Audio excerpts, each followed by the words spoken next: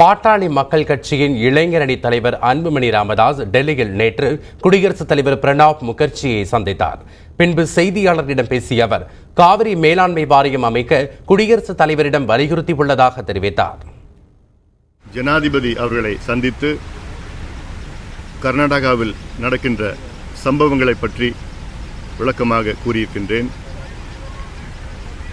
அங்கே வன்முறையாளர்கள் தமிழர்களை தாக்கியது பற்றியும், சட்டம் ஒழுங்கு சரியில்லாத ஒரு சூழல், அங்கே பொதுமக்களும் தமிழர்களும் பயத்தில் வாழ்ந்து கொண்டிருக்கின்றார்கள் என்றும் தெளிவுபடுத்தியிருக்கின்றேன். ஜனாதிபதி அவர்கள் நிச்சயமாக நடவடிக்கை எடுக்கின்றேன், இதை நான் பார்த்து கொண்டுதான் இருக்கின்றேன், இது இந்திய ஒருமைப்பாட்டிற்கு நல்லது இல்லை என்று என்னிடம் தெரிவித்தார்.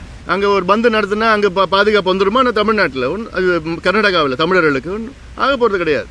ஆக இன்னைக்கு செயல்பட வேண்டியது மத்திய அரசு. அத்துணைக்கும் பாமக ஆதரவு கொடுக்குது, ஆனாலும் அது ஒரு அடையாளம் தான்.